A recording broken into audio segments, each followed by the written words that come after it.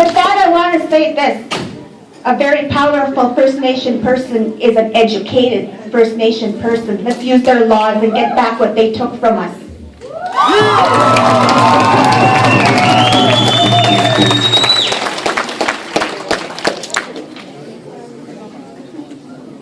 All right, let's give yourselves a round of applause. It's a beautiful day today.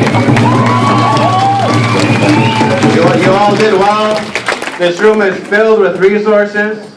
And we need to utilize these resources, and I pray that we see more events like this because we don't rally enough. And we need to continue this. We need to come together and have a dialogue, constructive dialogue in this way, and hear all the different perceptions and understandings so we can become clear in who we are. So with that, I'd like to invite my cousin Dion to come up here and give some final remarks, some closing remarks.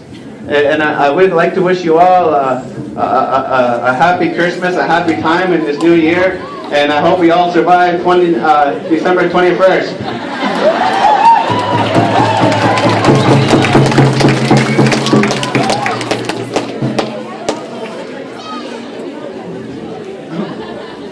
Ladies and gentlemen, I'd like to thank each and every one for coming out here. But wait, hold on. Everybody at the back, look over here. Eyes up, please. That's my teacher trick. Listen up, please. Listen up. I'll wait till everybody's quiet. I got infinite patience as a parent and teacher.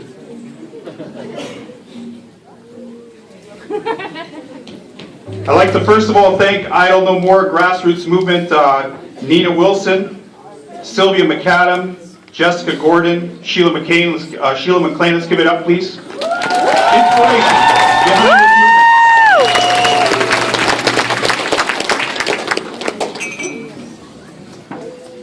And now to you people, young people, old people, Dene people, Dakota, Lakota, Nakota people, Nehiwak, Nakawe people, BC Indian people, and regular Canadian folk. Welcome to Idle No More. Welcome to the movement. This is only the stepping stone. And I've been quoted online that this is a stepping stone. There's only a walk in the right direction. You've been looking for a cause, you found it, right?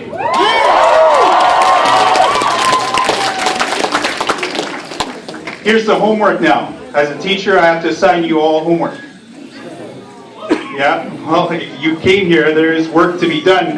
We can't all do it ourselves. In the past, that is what failed movements like this. I seen it with my grandfather, John B. Tatusis. He had this office in the corner of his house, and I was one of the ones that would sit down with him, and he would talk about how people would look for a way out, the quickest way out, in terms of buyouts. And he was talking about our chiefs, and he was talking about regular everyday folk that had all the jobs in the reserve, that had the grader, that had the trucks to move stuff, that had access to the water, all the stakeholders. And then now, with my dad's work, my dad Eric Tatusis, he works on the Treaty Consulting 1 to 11. And then we have, my counselor here, Colby Tatusis. We're starting this movement of affecting change. But affecting change has everything to do with work. In the past, I have been idle. I've watched my fellow grassroots community member abuse his child. I've watched things happen in my life, drugs, alcohol, women, everything. I've witnessed my own family breakup. And I used to blame my dad. I used to blame my mom. And many of you are in that situation. And what it's called is abandonment. And abandonment affects us all. And abandonment is what's happened. This country forced this paternal role on us that they inherited from the previous, the monarchy, the Crown and Right of Canada. With all this legislation, onion layers. You look at Bill C-45. It's quoted online by an NDP representative that Bill C-45 is a Trojan horse. And We all know the story of the Greeks in the city of Troy. What'll happen? We are in a pressure cooker. We can see the anger in our young people. You young people, you listen up. Listen carefully. There was a group of young people in the late 1800s in Frog Lake that were angry as you are. They were angry and they wanted honor. There was a young man that was standing here. He was drunk, but he was still here and he wanted to be heard. But we had to tell him no. Why? Because it was anger. It was the same thing back then. But those young men, they took law into their own hands. They wanted honor. They wanted recognition. They wanted to be braves. They ended up being part of the largest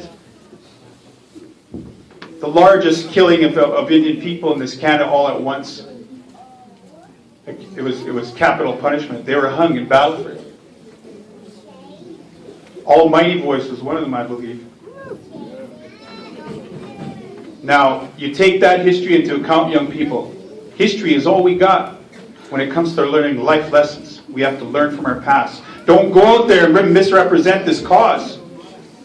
Educate people. You're smart. Talk to at least 5 people. Everybody in this room, talk to at least 5 people.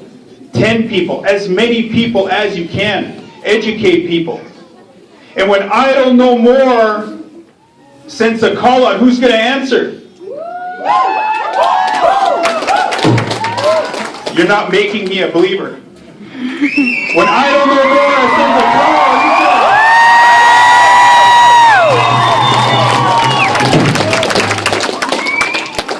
Here's the homework. Bill C-45, Job and Growth Act, an omnibus bill that includes Indian Act amendments regarding voting on reserve, land surrender, and designations. Bill C-27, First Nations Financial Transparency Act. Bill S-2, Family Homes and Reserve and Matrimonial Interest or Right Act. Bill S-6, First Nations Elections Act. Bill S-8, Safe Drinking Water for First Nations. Bill C-428, Indian Act Amendment and Replacement Act. This list is a list of Senate public bills. Bill S-207, an act to amend the Interpretation Act, and Bill S-212, First Nations Government Recognition Bill of the First Nation Private Ownership Act. That's the homework. It is the onus and responsibility to each and every one of you, including myself and all the speakers here, to educate people on what these bills are. Because if you don't know, the next thing is that it will affect you, and we will be further controlled, and our kids will feel that, and their kids. And the next thing you know, we are apples. Are you ready for that? No? No! And this is what it is. It's time now. It's time to put aside petty differences. These differences that we pick apart from each other through sarcasm and whatnot. It's time to think outside the res politically. Time to rise up with our brothers and sisters from all tribes on this land. Time to speak up to the government of Canada. Time for abusing, to tell them the time for abusing and manipulating the Indigenous people of this country is coming to an end. We will no longer stand idle and allow you to play the dysfunctional parent, corrupting and trying to destroy our lives. We have survived your ignorance, your pestilence, your restriction, your spiritual, psychological, sexual, physical abuse, your laws, your education system, your bureaucracy, and your capitalistic lust. Sure, we may look different, we may think different, talk different, but you know what? We are still here and we are still alive. We ain't going nowhere.